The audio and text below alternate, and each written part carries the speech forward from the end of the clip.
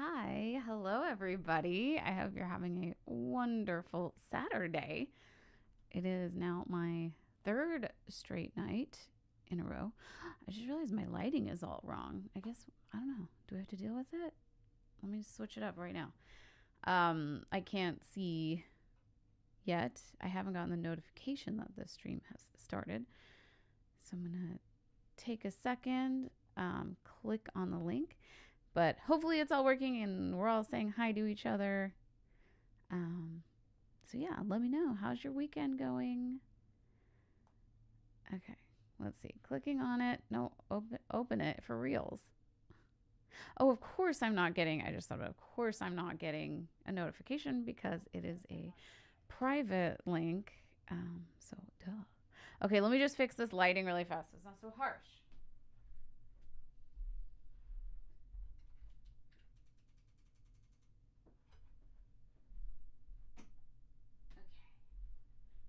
How's that better? That looks better to me. And that'll do for now. Oh, it looks like my autofocus is still on. Sorry guys, like I thought I had this already. Best laid plans. Okay, turn my autofocus off. And there we go. A little bit better. I would like my backlights on. I don't know where the remote is. It's not right here. Let me see if it's right here. Nope. All right. I don't know where it is, so that's fine. All right, let's get started. I had a story I was going to read for you. And I was like, oh, it's a little longer, but it's supposed to be good. And it was a different author. And I read through it and then I was like, no, don't like it. So I decided that I would just grab another H.P. Lovecraft because I love his writing style. And I've not read through this before, so it'll be a completely cold reading. I think I might have read it before, but I don't remember reading it. So it'll be a cold reading. But again, I know his stories are great. So I'm going to read for you tonight a story called The Alchemist. So yeah, let's get started. So again, this is The Alchemist by H.P. Lovecraft. High up, crowning the grassy summit of a swelling mound whose sides are wooded near the base with the gnarled tree of the primeval forest, stands the old chateau of my ancestors. For centuries, its lofty battlements have frowned down upon the wild and rugged countryside about, serving as a home and stronghold for the proud house whose honored line is older even than the moss-grown castle walls. These ancient turrets, stained by the storm of generations and crumbling under the slow yet mighty pressure of time, formed in the ages of feudalism one of the most dreaded and formidable fortresses in all of France. From its maculated parapets and mounted battlements, barons, counts, and even kings had been defied, yet never had its spacious halls resounded to the footsteps of the invader. But since these glorious years all is changed. A poverty but little above the level of dire want, together with pride of name that forbids its alleviation by the pursuits of commercial life, have prevented the scions of our line from maintaining their estates in pristine splendor. And the falling stones of the walls, the overgrown vegetation in the parks, and the dry and dusty moat, the ill-paved courtyards and toppling towers without, as well as the sagging floors, the worm-eaten wainscots, and the faded tapestries within, all tell a gloomy tale of fallen grandeur. As the ages passed, first one, then another, of the four great turrets were left to ruin, until at last but a single tower housed the sadly reduced descendants of the once mighty lords of the estate. It is one of the vast and gloomy chambers of this remaining tower that I, Antoine, last of the unhappy and accursed Comte de C, first saw the light of day, 90 long years ago. Within these walls, and amongst the dark and shadowy forests, the wild ravines and grottos of the hillside below, were spent the first years of my troubled life. My parents I never knew. My father had been killed at the age of 32, a month before I was born, by the fall of the stone somehow dislodged from one of the deserted parapets of the castle, and my mother having died at my birth, my care and education devolved slowly upon one remaining servitor, an old, trusted man of considerable intelligence, whose name I remember as Pierre. I was an only child, and the lack of companionship which this fact entailed upon me was augmented by the strange care exercised by my aged guardian in excluding me from the society of the peasant children whose abodes were scattered here and there upon the plains that surround the base of the hill. At the time, Pierre said that this restriction was imposed upon me because of my noble birth. It placed me above the association with such plebeian company. Now I know that its real object was to keep me from ears the idle tales of the dread curse upon our line, that were nightly told and magnified by the simple tenantry as they conversed in hushed accents in the glow of their cottage hearths. Thus isolated and thrown upon my own resources, I spent the hours of my childhood in poring over the ancient tomes that filled the shadowy haunted library of the chateau, and in roaming the air of purpose through the perpetual dusk of the spectral wood that clothed the side of the hill near its foot. It was perhaps an effect of such surroundings that my mind early acquired a shade of melancholy. Those studies and pursuits which partake of the dark and occult in nature most strongly claimed my attention. Of my own race, I was permitted to learn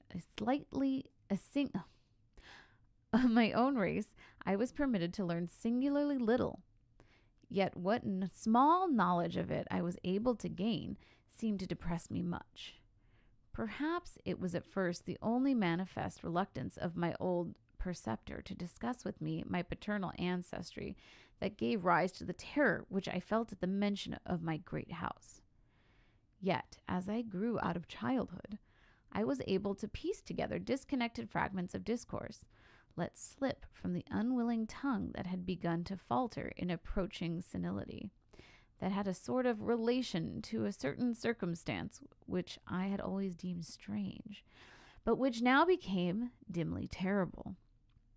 The circumstance to which I allude is the early age at which all the compt of my line had met their end. Whilst I had hitherto considered this but a natural attribute of my family of short-lived men, I afterward pondered long upon these premature deaths, and began to connect them with the wanderings of the old man. We often spoke of a curse for centuries had prevented the lives of the holders of my title from exceeding the span of 32 years. Upon my 21st birthday, the aged Pierre gave to me a family document which he said for many generations had been handed down from father to son and continued by each processor. Its contents were of the most startling nature, and its perusal confirmed the gravest of my apprehensions. At this time, my belief in the supernatural was firm and deep-seated, else I should have dismissed with scorn the incredible narrative unfolded before my eyes. The paper carried me back to days of the 13th century, when the old castle in which I sat had been feared an impregnable fortress. It told of a certain ancient man who had once dwelt on our estates, a person of no small accomplishments, though little above the rank of peasant. By name, Michel, usually designated by the surname of Mauvais, the evil, on account of his sinister reputation. He had studied beyond the custom of his kind, seeking such things as the philosopher's stone, or the elixir of eternal life, and was reputed wise in the terrible secrets of black magic and alchemy. Michel Mauvais had one son named Charles, a youth as proficient as himself in the hidden arts, and who had therefore been called le sorcier, or the wizard. This pair, shunned by all honest folk, were suspected of the most hideous practices. Old Michel was said to have burnt his wife alive as a sacrifice to the devil, and the unaccountable disappearances of many small peasant children were laid at the dreaded door of these two. Yet, though the dark natures of the father and the son ran one redeeming ray of humanity, the evil old man loved his offspring with fierce intensity, whilst the youth had for his parent a more filial affection. One night, the castle on the hill was thrown into the wildest confusion by the vanishment of young Godfrey, the son to Henry the Comte. A searching party, headed by the frantic father, invaded the cottages of the sorcerers and came upon old Michel Mauvais, busy over a huge and violently boiling cauldron. Without a certain cause, in the ungoverned madness of fury and despair, the Comte laid hands on the aged wizard, and ere he released his murderous hold on the victim was no more. Meanwhile, joyful servants were proclaiming the finding of young Godfrey in a distant and unused chamber of the great edifice, telling too late that poor Michel had been killed in vain. As the Comte and his associates turned away from the lowly abode of the alchemists, the form of Charles Le Sorcier appeared through the trees. The excited chatter of the menials standing about told him that what had occurred, and yet he seemed at first unmoved at his father's fate. Then, slowly advancing to meet the Comte, he pronounced in dull yet terrible accents the curse that ever afterward haunted the House of C. May ne'er a noble of thy murderous line survive to reach a greater age than thine, spake he, when suddenly, leaping backwards into the black wood, he drew from his tunic a vial of colorless liquid, which he threw into the face of his father's slayer as he disappeared behind the inky curtain of the night. The Comte died without utterance and was buried the next day. But little more than 32 years from the hour of his birth, no trace of the assassin could be found, though relentless bands of peasants scoured the neighborhood woods and the meadowland around the hill. Thus time and want of a reminder dulled the memory of the curse in the minds of the late Comte's family. So when Godfrey, innocent cause of the whole tragedy and now bearing the title, was killed by an arrow whilst hunting at the age of 32, there were no thoughts save those of grief at his demise. But when, years afterward, the next Comte, Robert by name, was found dead in a nearby field from no apparent cause, the peasants told in whispers that their seigneur had but lately passed his 32nd birthday when surprised by the early death. Louis, son to Robert, was found dead in the moat at the same fateful age, and thus down through the centuries ran the ominous chronicle. Henri, Robert, Antoine, and Armand, snatched from the happy and virtuous lives when little below the age of their unfortunate ancestor at his murder. That I had left at most but 11 years of further existence was made certain to me by the words which I read. My life, previously held at small value, now became dearer to me each day as I delved deeper and deeper into the mysteries of the hidden world of black magic.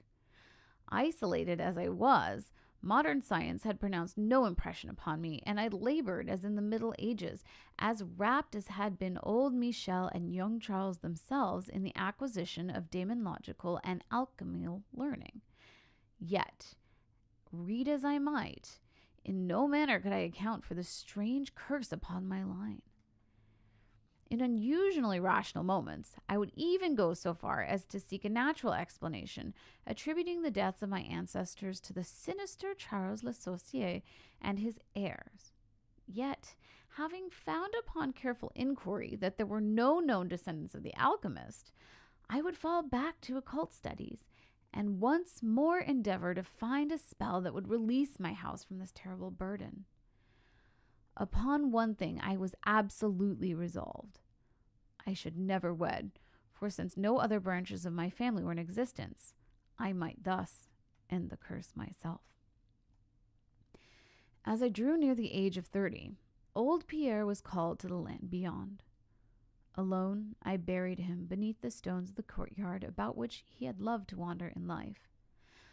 Thus I was left to ponder on myself as the only human creature within the great fortress, and in my utter solitude, my mind began to cease its vain protest against the impending doom, to become almost reconciled to the fate which so many of my ancestors had met. Much of my time was now occupied in the exploration of the ruined and abandoned halls of the towers of the old chateau, which in youth fear had caused me to shun, and some of which old Pierre had told me had not been trotted by human foot for over 4 centuries. Strange and awesome were many of the objects I encountered. Furniture covered by dust of ages and crumbling with a rot of long dampness met my eyes. Cobwebs, in a profusion never before seen by me, were spun everywhere, and huge bats flapped their bony wings and uncanny on all sides of otherwise untenanted gloom. Of my exact age, even down to the age and hours, I kept a most careful record. For each movement of the pendulum of the massive clock in the library told off so much more of my doomed existence. At length, I approached that time which I had so long viewed with apprehension. Since most of my ancestors had been seized by some little while just before they reached the exact age of the Comte Henri at his end, I was every moment on the watch for the unknown death. In what strange form the curse should overtake me, I knew not. But I was resolved, at least, that I should not find me a cowardly or passive victim. With new vigor, I applied myself to examination of the old chateau and its contents. It was upon one of the longest of all of my excursions of discovery in the deserted portion of the castle, less than a week before that fatal hour, which I must mark utmost limit of my stay on earth, beyond which I could not even the slightest hope of continuing to draw breath, that I came upon the culminating event of my whole life. I had spent the better part of the morning climbing up and down the half-ruined staircases in one of the most dilapidated of the ancient turrets. As the afternoon progressed, I sought the lower levels, descending into what appeared to be either a medieval place of confinement or a more recently excavated storehouse for gunpowder. As I slowly traversed the nitrogen-crested passageway, at the foot of the last staircase, the paving became very damp, and soon I saw by the light of my flickering torch that a blank, water-stained wall impeded my journey. Turning to retrace my steps, my eyes fell upon a small trap door with a ring, which lay directly beneath my feet.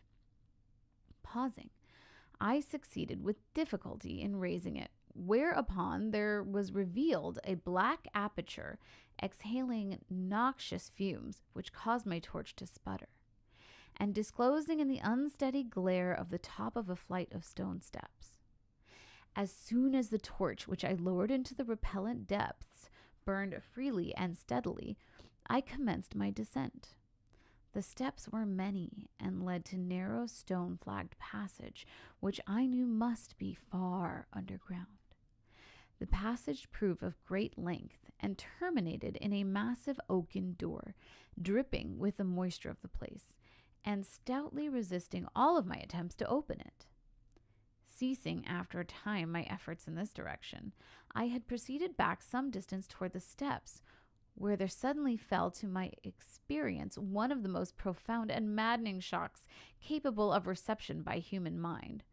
Without warning, I heard the heavy door behind me creak slowly open upon its rusted hinges. My immediate sensations are incapable of analysis. To be confronted in a place as thoroughly deserted as I had deemed the old castle, with evidence of the presence of a man or spirit, produced in my brain a horror of acute description.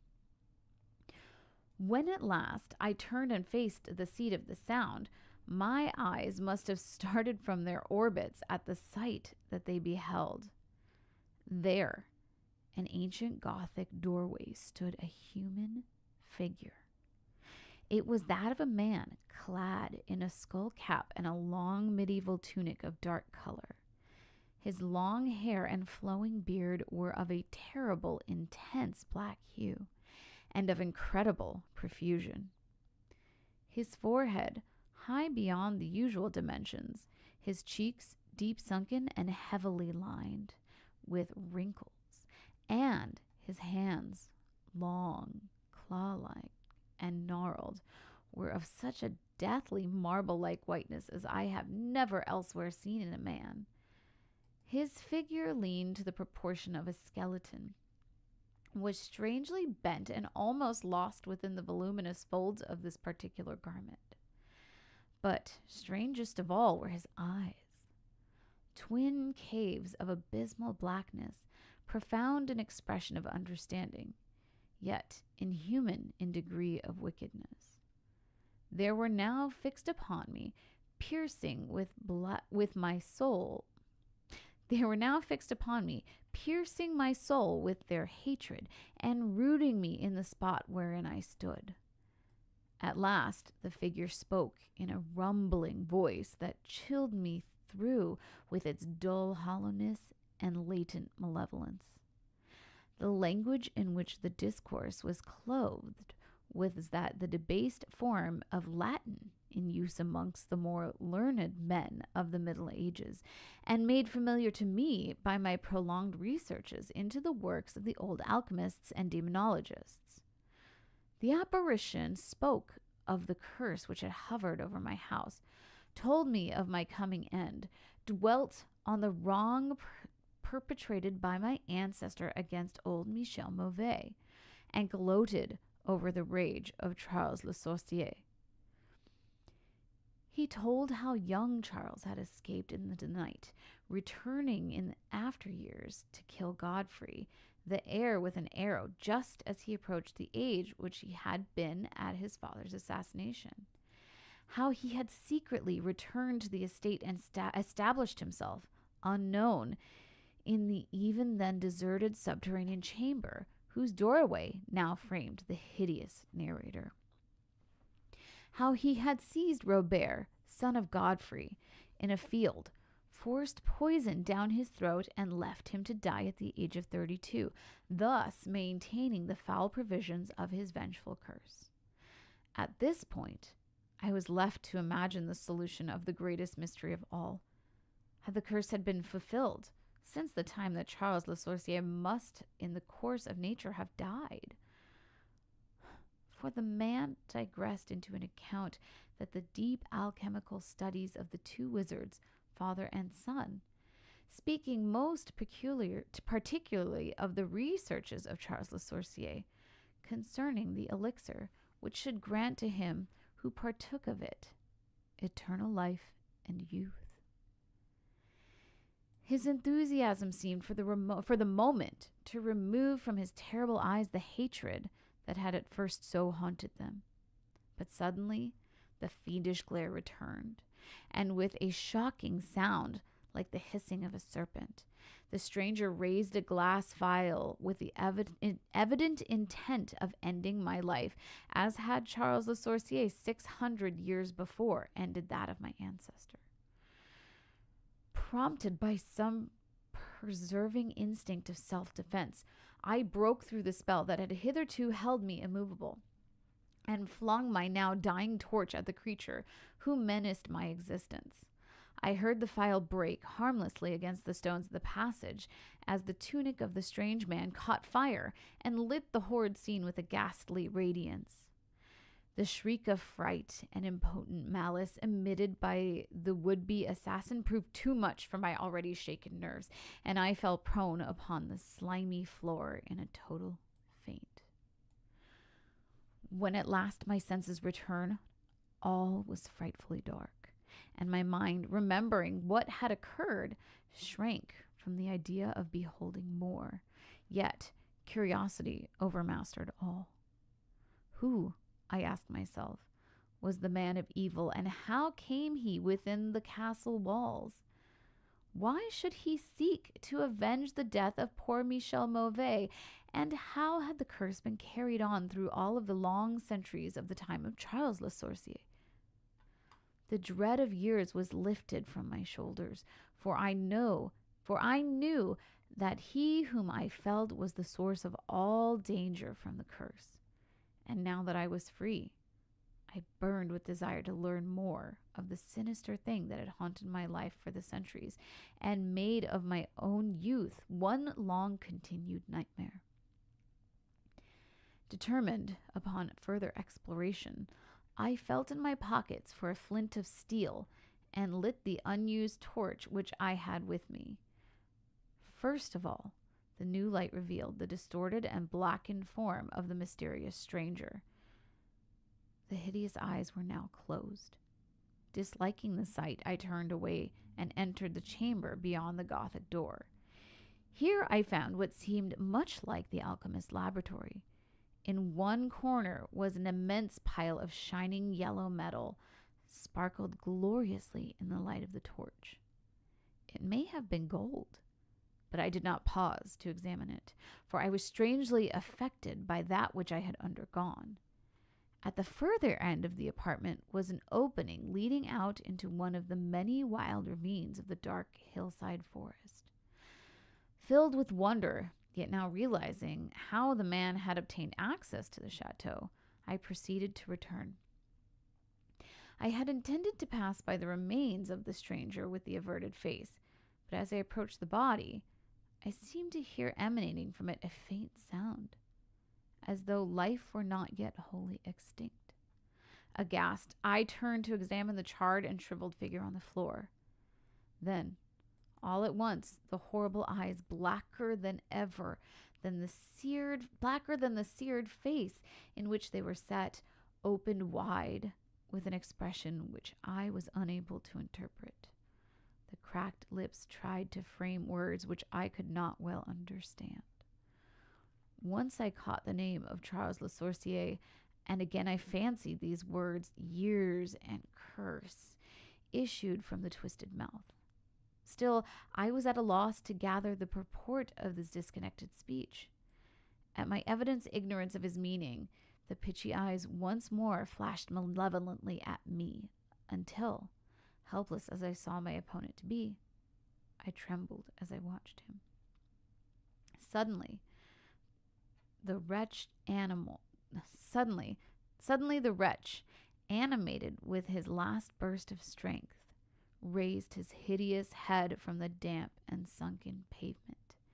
Then, as I remained paralyzed with fear, he found his voice, and in his dying breath screamed forth those words which have afterward haunted my days and nights. "Fool!" he shrieked. "Can you not guess my secret? Have you no brain whereby you may recognize that will which has, those 6 long centuries, fulfilled the dreadful curse upon your house? Have I not told you of the great elixir of eternal life? Know you not how the secret of alchemy was solved? I tell you, it is I, that have lived for 600 years to maintain my revenge. For I am Charles Le Sorcier."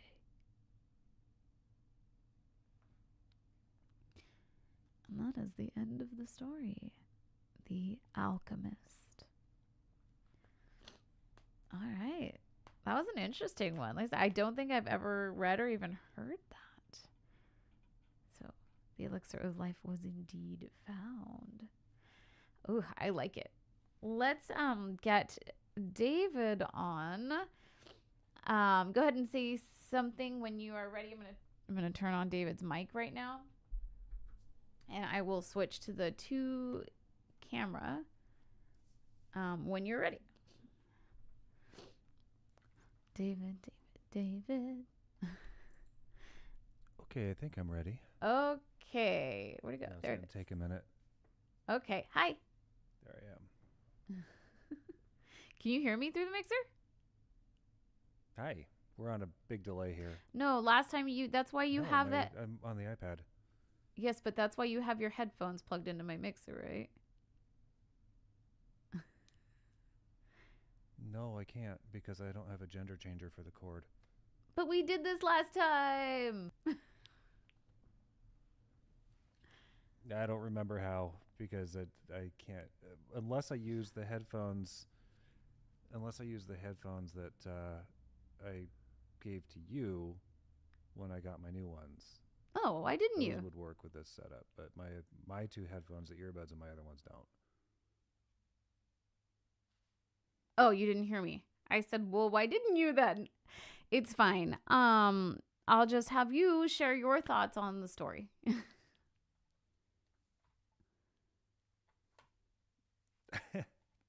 All right. Well, I'm taking the headphones out because about 4 or 5 seconds. Oops. Through the YouTube thing.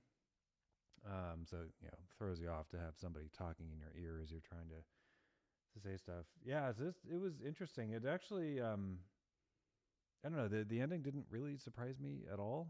I don't know about the rest of you, but yeah, it's just I suppose it sort of went how I expected it to. Oh, she's okay. I'm on my own. So am I doing well? We need to get Lily out of here if I'm gonna play anything. Um, but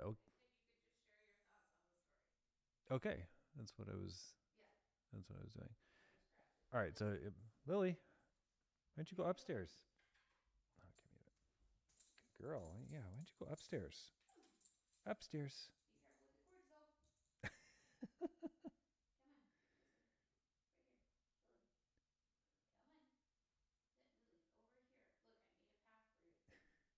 Sorry, we're. She peeing? And she's going up the hard way. Oh my god.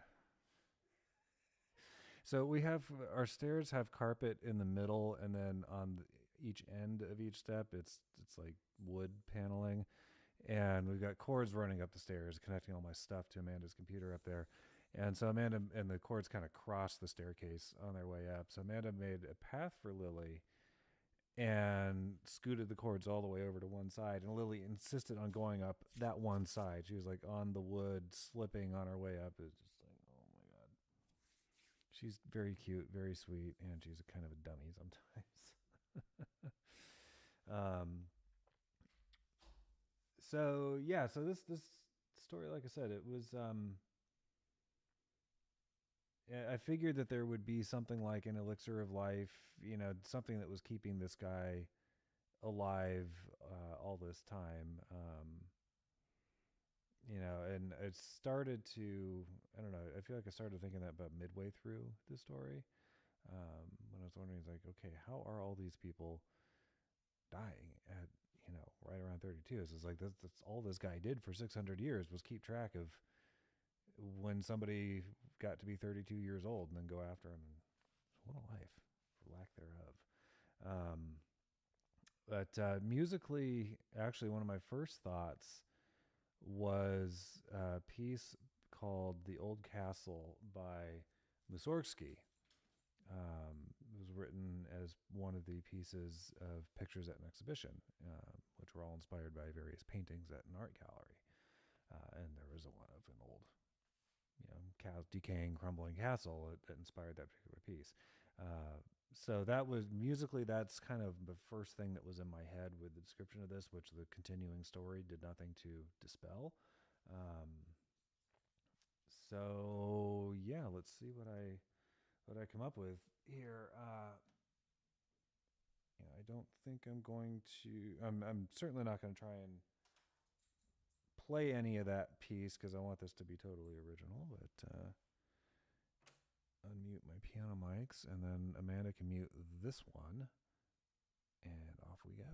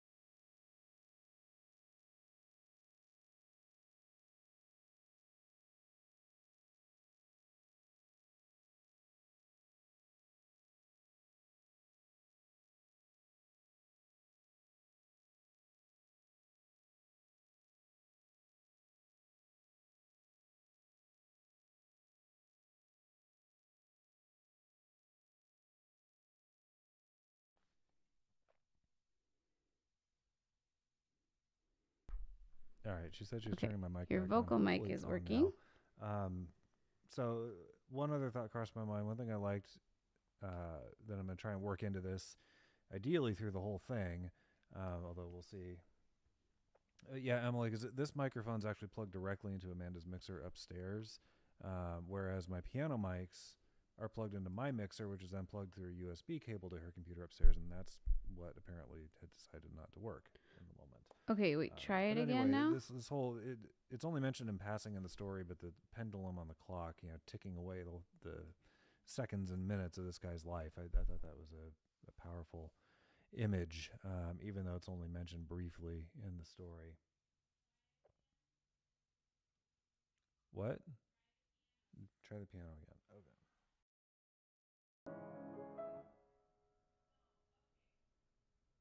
Did that work?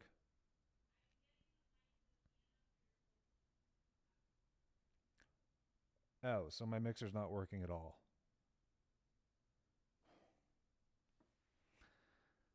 Yeah, we have yet to figure out a way to do this that works consistently. Part of the problem is we're only doing it about once a month, but it's really frustrating because we'll get it working for one show, and then a month later we try and plug everything in, and it doesn't work, and it's driving us both nuts.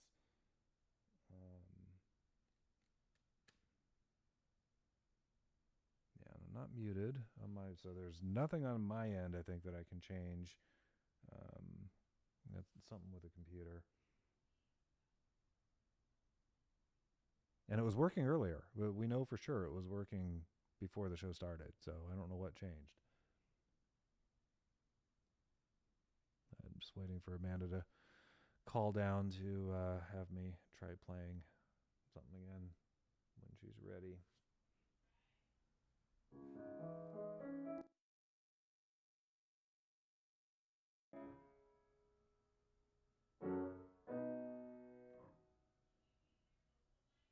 No, I can't because it's plugged into your mixer.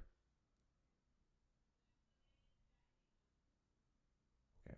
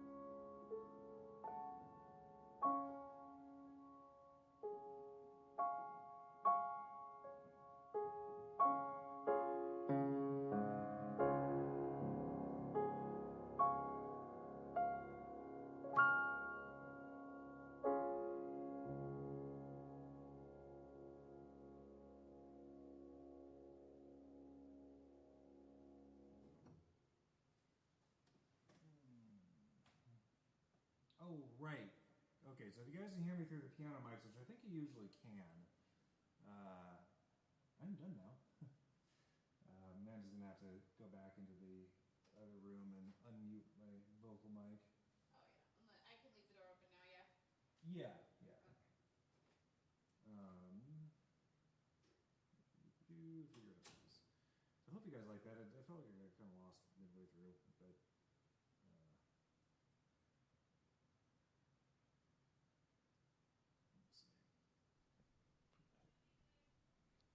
Okay, can you hear me on the vocal mic now? All right, let's see if we can have some kind of conversation here. There we go.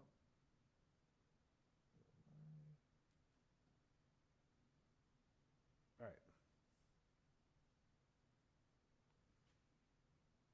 Okay, just waiting for Amanda to come back.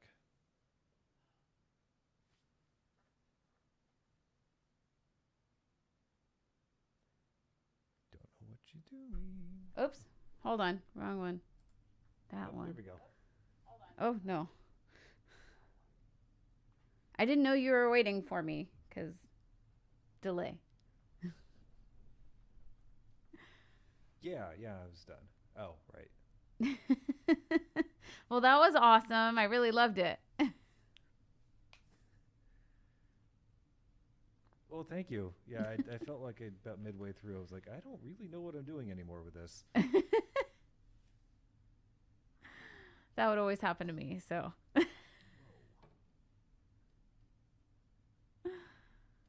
All right. Well, I guess I will release you from the. I just learned that you can zoom in on. Oh, yes, you can. But yes, I'll release you from the terrible time delay. But I loved it, and it looks like everybody in the audience loved it too. Oh, good. Thank you, guys. All right. Well, we will say good night to David Benjamin. Hooray! I'll make him wear the other headphones next time. All right. Well, I hope you guys enjoyed that. What a neat story. What a really cool piano piece. I love doing these. So much fun.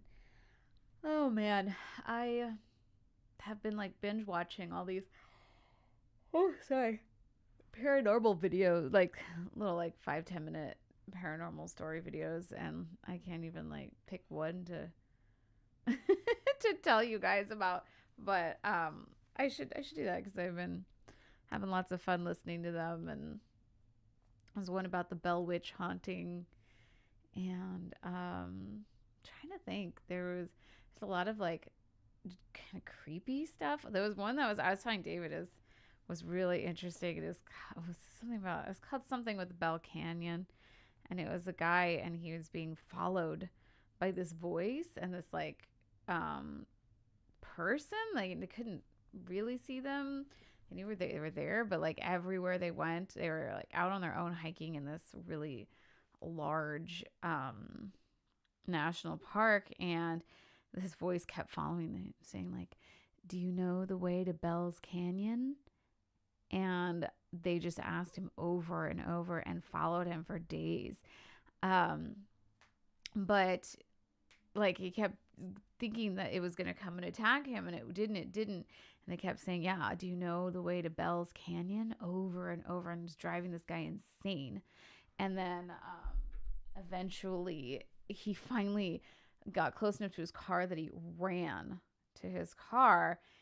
And then there was like a message. I have to remember, there's a message even written on his car, like on the dirty windshield. It was like, how did he do that? How did the person do that? Was it like a ghost? What's happening? It's such a cool story. But yeah, that's one I always remember. I heard some about like a pack of Yeti or Bigfoot. There's a whole pack of them that attacked some people. Was trying to attack some people as they were staying in their cabin. So that was cool too. Yes, Emily says it was a ghost alien. I know, it totally was. Yeah, so those are two that stand out to me. Like I said, I've heard the Bell Witch haunting several times. There's also one because sometimes like these come out and then you're like you do kind of like research on them and they're like, oh, this is like a creepy pasta story, or they come out and say like, oh, this has been debunked. So I'm trying to remember which ones had not been debunked. There was one, and I think it's one that's disputed. I don't think it's been debunked, but it's like a guy who works in a at a cemetery, and he has this video. That's why I think it's probably debunked, because he's like video recording the whole time, and you never catch all of this stuff on a video. But yeah, he catches people talking on the video, and then like entering the room. There's nobody there, like the lights turning on and off, and then there's nobody in the room, or like, so like, or yeah, I think there's one that happened is like you could hear somebody fighting, and then he opens the doors and like nothing's in there. It's so creepy. Like I said, I know a lot of those kind of videos are debunked, but they're still so fun to watch. I'm like, oh, I'm scared. Not just watching the video. Emily Cecile on one YouTube channel. I like watching Mr. Ballin, or Mr. Ballin does shorter videos. Like usually the longest ones are like 12, 15 minutes. So I like him. Sometimes I like Loey Lane, but not all the time. Like only some of her videos I'm really into, and then other times she's like telling stories that are definitely not paranormal, but like not real. I should say they're actual like stories, and you don't know, like there's no specification if she's telling something like that's supposedly true or something that's just like a, what do they call it? Not VR, but it's like it's alternate reality, AR. So sometimes she tells alternate reality stories too, and so like sometimes it's hard to tell which one she's talking about. But I like those two. I like to watch them for like little parent when I want to be like just a little paranormal scary. But Mr. Ballin also tells just like weird stories too. Sometimes they're not paranormal. Sometimes they're like missing person, or I mean that's a lot of stuff that I'm interested in. So if you like Match Mysterio, you probably like a lot of that stuff too. But don't watch too much because I might use some of his topics. But I would go into more depth because like I said, his videos are usually only like 10, 12, maybe 15 minutes. So I mean, if you want to watch it, it's fine. So yeah, it's been fun. Like I said, especially over the summer when I have a little extra time, I'd be like, oh, let me put on one of these. And David's like, you've been watching those all day. But they're so addicting. Yeah. He doesn't do as much anymore because he does a lot of podcasts. I listen to his podcast too, which is medical mysteries, which I love. I always tell Paul that I want to do medical mysteries, and he's like, that's not really what we do on our show.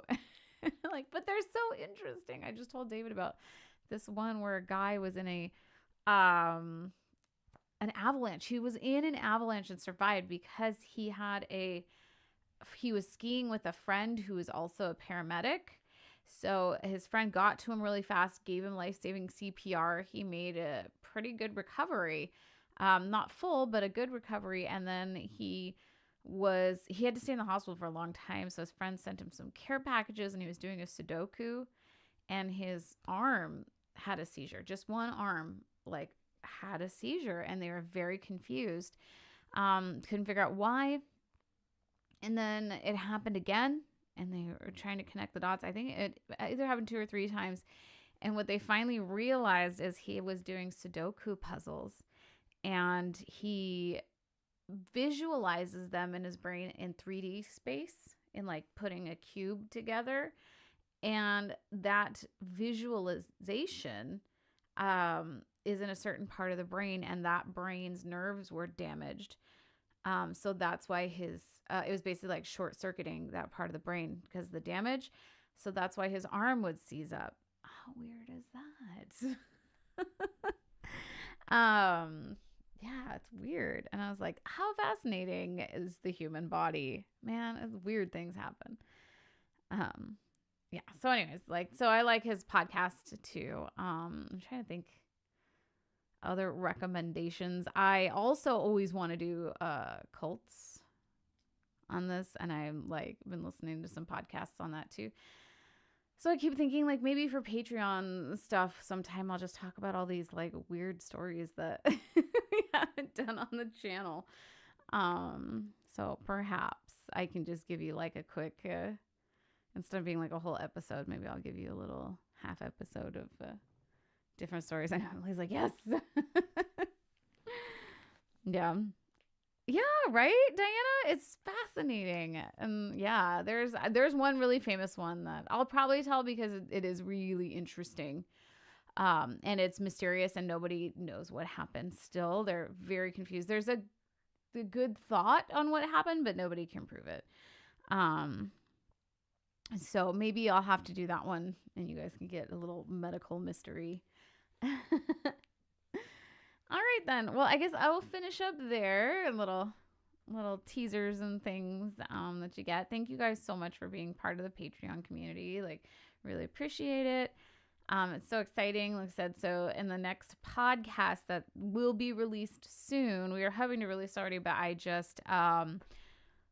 I have to re-record my song and haven't had the time with school to do it. So I will try to get that to you soon so we can get the second episode of the season podcast released. And like I said, it's so cool because I'm like licensing our covers. So they are going to be like on Spotify and whatnot for you guys to listen to, pass along. So how awesome is that?